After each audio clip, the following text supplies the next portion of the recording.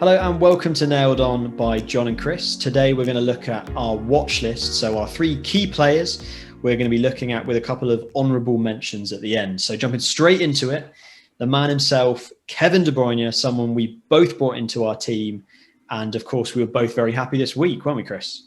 Yeah, really happy. Obviously we targeted this run of fixtures that Man City have got. Took a hit to bring him in, early. It looked to be that City were back to their best. Don't want to get too far ahead of ourselves, but they looked really good. De Bruyne was at the heart of everything. Could have easily scored a lot more points. And they got, as I say, really nice fixtures coming up. So. Yeah, I mean, we brought him in obviously last week and benefit from that, the double assist from KDB, but it's not too late by any means to bring him in. And those that are considering the move, if you do bring him in, he's at home to Fulham, a team that Man City are 1-8 to beat. KDB, anytime goal scorer odds of even money, which for a player like him, who's primarily known for his ability to assist, is amazing. In terms of a 1 week pick, KDB is an amazing captaincy option. So in the short term, he's brilliant. And as Kris said, the fixtures only get better for City. So is there any real downside here? I mean, for me, he is essential. Yeah, well, obviously it costs a lot of money. So if you can't afford him, then that's the downside. But, if you've got the money to bring him in, definitely bring him in. You might be tempted by the likes of Mahrez. Obviously, he's just scored a hat-trick. But for me, there's still a rotation risk with the likes of Mahrez and Sterling, as we saw, being benched and didn't come on for a single minute. With those players, there's less chance of them starting. Whereas with De Bruyne, we know there's more chance of them starting. But you never know with Pep. So don't play Pep rotation roulette, which I think many managers like to do each season, and it doesn't always go that well. Play it safe. Go with KDB. Should even be on pens. He did miss his last, but he's an amazing prospect for this week, and he is our first on the list. Yep. Okay, so next on the list is Diogo Jota. So obviously we've seen Liverpool play, different formation recently to fit him in. He's in a hot streak of form at the moment. Scored 4 in his last 5, I think. So he's looking good.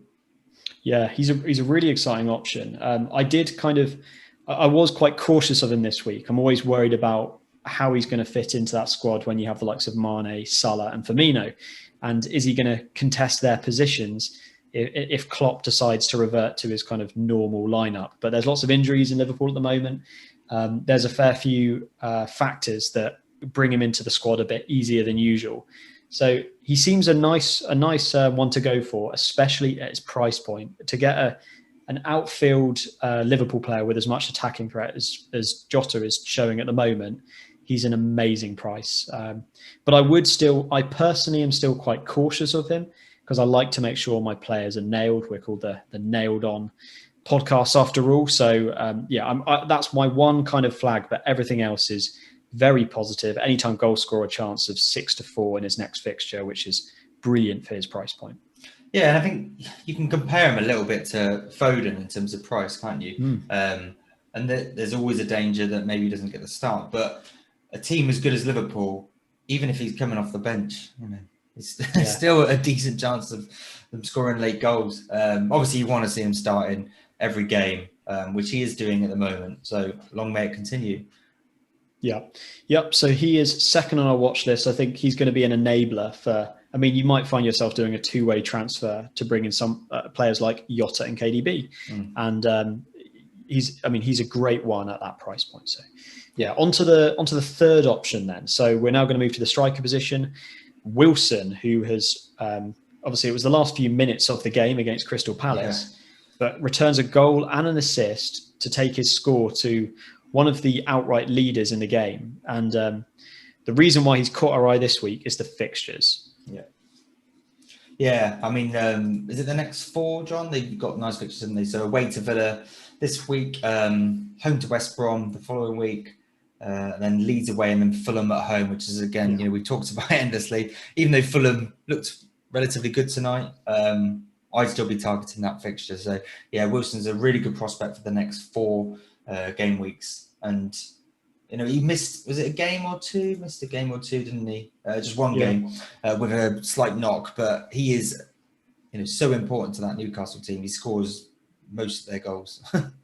Yeah, I mean, when I look ahead, so his next fixture away to Villa, his anytime goal score odds are 2-1. So that's an implied chance of scoring of 33%. So I wouldn't go in necessarily expecting a goal from him, but he's proven by now that he is going to turn up for many goals for Newcastle. He's on penalties.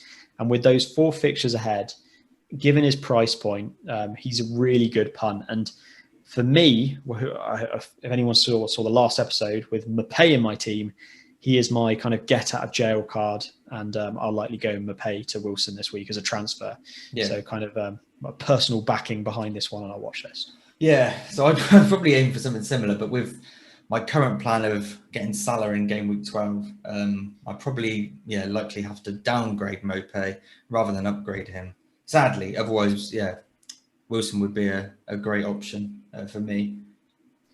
Yeah, so that's our 3 on our watch list this week, and 2 honourable mentions. So these are not necessarily ones I'd endorse bringing in now, but we should definitely talk you through them. And first of all is Cavani, who's looking like a really exciting prospect all of a sudden after his goals against Southampton.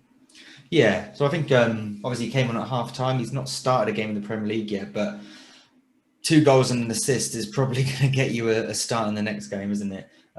Obviously, when he first arrived, he was late arriving in terms of match fitness was short, so he's obviously been building up to that, but he's still looks like he's got a lot to offer, and at 8 million for a Man United striker is pretty decent. Obviously there's always a danger they've got a lot of strikers, haven't they, with the likes of Greenwood and Rashford and Martial that can all sort of play through the middle as well, but if he starts starting games and when the Man U fixtures get a lot better and he's starting every week, it'd be a good option. Well, if you look at the fixtures, I mean, their next fixture, they're away to West Ham, and I would not bank on him starting, even with that great performance. I would never endorse a player that's yet to actually start, if he's coming off the bench. So if you wait for that one, and then it goes at home to Man City, you might then want to start looking where the fixtures get a bit nicer. And if Cavani started the last couple of games and he's looking good again, then that's going to be the time to target. But I'll definitely wait at least 2 weeks to get that City fixture out the way, and then we could have a very good value striker on our hands there. So that's our first kind of bonus mention. Yeah. And secondly then is Reece James. So, again, he picked up a yellow card at the weekend, but still picked up a bonus point, which is second time this season, which shows a lot to me that, in that bonus point system, he's ranking quite highly in obviously key passes. He puts a lot of dangerous crosses in. I think he's going to explode soon in terms of, some of the numbers that, Trent's got in the last few years. I don't think it's going to be near that, but it's going to get closer, I think.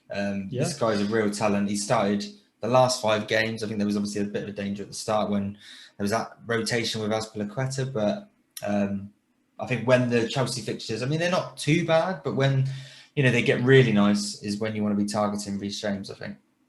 Yeah, I mean, that for me as well was my main put-off at the beginning, because he was against a player as good as Azpilicueta, and he seems to have won that spot. Frank even tried playing them both, and Reece James was in a more advanced position. So he seems really nice for attacking threat. I would still say prioritise Ben Chilwell, but if you don't have a Chelsea defender, Reece James comes in at a lower price point, and he should be one that you're looking to target if you don't have the funds for Chilwell. So a really interesting option. Would I double down? Given the fixtures, no, personally. But if he is my defensive choice, second to Chilwell. So a really nice option for a Chelsea defence, which look amazing. But just bear in mind, there are 3 quite tough away fixtures. They're away to Wolves, away to Arsenal in the next 5 game weeks, and Everton as well. Everton. I mean, these are not easy by any means, so don't necessarily expect clean sheets here, but one to keep in mind. Yeah. So hopefully you've benefited from this, and that's helped with your transfer decisions this week. Drop any questions below, and thanks for tuning in. Cheers, guys. See you later.